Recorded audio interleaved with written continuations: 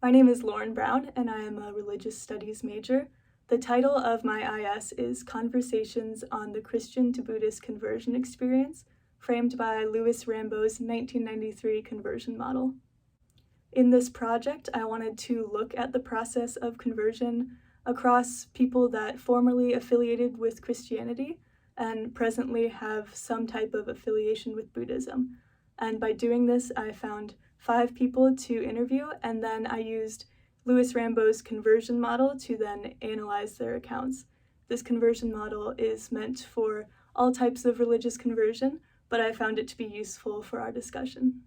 Another idea that inspired this project comes from religious scholars that Buddhism is very fluid and adaptable, and it is meant to travel. So when cultures kind of bring in Buddhism, they build it in their own forms usually. Another thing that comes with that is that religious identity is very complex. So sometimes that makes it feel like it's hard to make kind of general studies or statements on these religious identities. But I think that that makes this project important because we're looking at specific people, seeing their uniqueness and seeing the complex processes and forms of identity that are happening among them. Another thing that inspired this project, and I think makes it important, is that Buddhism is relatively new in the US. In the past few centuries is when it started developing, and really in the past few decades is when people became familiar with it. The media helped open people up to these ideas. So it's important to see now how people are taking on Buddhism in their own ways, since, as we talked about, it's meant to travel and it's meant to be adaptable onto the cultures that it comes to. So with that inspiration and preparation for this project, I moved on to finding the people that I wanted to talk to. I reached out to a few Buddhist communities in northeastern Ohio. 5 people ended up reaching back to me. And the way that we did interviews was over the phone, and I asked them first, I gave them my kind of outline, my research goals, and I asked them just to tell me what their story was. And with this, they had the agency in telling me their full story. It gave them the freedom to put in what they thought was important instead of me putting words into their mouths or asking them about certain bits so that I could get the full idea. So then after I heard their accounts, I did ask a few questions just to get either clarification or see if there were some elements of the theory that I knew present in their accounts. 3 of the interviewees were male and 2 were female, and all of them were around the ages of 50 to 80 years old. One of them was actually a married couple, so that gave interesting perspective into the relationships within this process. And just one more note I wanted to make is that in my analysis of these interviews, anything that goes beyond their direct words always involves a little bit of assumptions or interpreting on my part, which always leaves open the possibilities for something to be misguided or maybe a little bit unclear. This is always going to happen with this type of approach, but again, it just really makes me want to encourage everyone to check out these transcripts.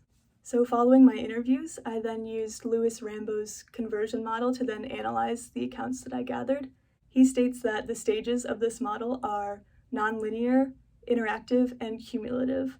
And I found throughout these accounts that this is true. That means parts of these stages overlap with one another. Maybe they're not there, maybe they are, and maybe they are in different order than what he presents. The first stage of this model is context, and this one especially overlaps with all of the other ones, so it's a part of every other part of the process. This includes both a macro context and a micro context. Macro would be things like larger institutions. Micro would be things like your family, people that are close to you. The elements of this stage can either hinder or support the process. So for example, if you were to hinder the process, it would be something which I found common in these interviews, which were the Christian communities they were a part of. They very much enjoyed those relationships and feared that if they moved on to Buddhist communities or maybe left that certain practice, that they wouldn't be able to maintain those relationships. But another common pattern that I found was that they actually were able to keep the relationships and kind of go through them in new ways, make kind of a stronger relationship with their old Christian peers and family because they no longer are battling with some type of conflict there. An example of context supporting the process would be something like a college education which introduces them to the ideas of Buddhism. The next 2 stages are crisis and quest, and in the crisis stage, one may have some experiences which create a lack of meaning or acceptance in their life, and then that then triggers the quest stage in which they seek out ways to fill this gap. In these cases, I often found that the crisis came from a disharmony between how one understood their experiences and then how Christian dogma gave them ways to understand those experiences. The two could not work together very well.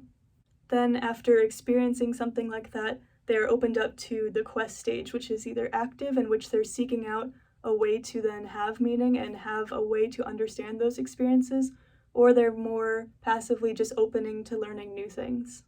Then comes the encounter stage, in which the individual is then introduced and a little bit familiarized with the new religion.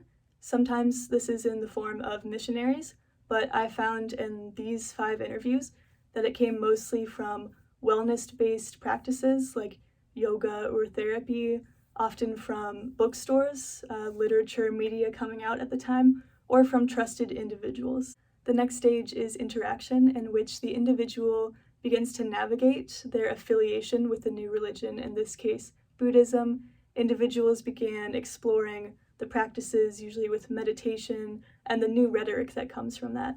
In these interviews, it became most apparent that rituals and rhetoric gave them a new way to understand their experiences, one that fit much better from what they were experiencing in the past. Next is the commitment stage, in which one kind of makes an informal or a formal within the community publicly commitment to this new way. In these interviews, I found that it might be useful to understand commitment as when one took on the Buddhist identity, and I propose that this could be useful for further research. The final stage is consequences, which is a snapshot of what has resulted at the end of this process, and it shouldn't be viewed necessarily as a result, but rather where we are now that all these other stages have had some form of influence on the individual. This gave us a way to understand a bit more how people balanced their Christian and Buddhist identities, practices, beliefs, how they melded the two together. In some cases, it was a complete revolution of thought, and there was not really a strong way for them to navigate both of these beliefs at once. In other cases, their Buddhist understandings gave them a much more meaningful understanding of some Christian teachings that they learned. Another consequence that I found among these individuals was the idea of continuous religious exploration. So that kind of reiterates the idea that this isn't a final result of conversion, and these people are still developing new religious understandings, new way of practicing, and I think that gives an idea for why we should continue studies like this and why this one is important for highlighting how these people are feeling here and now in their specific time and place. These interviews reaffirmed the ideas of religious conversion as a complex and active process, and it also encouraged us to continue on with this study. Thank you for listening along to this presentation of this project that means a lot to me, and if you have any questions or comments or anything like that, I'm happy to have a conversation. Thank you.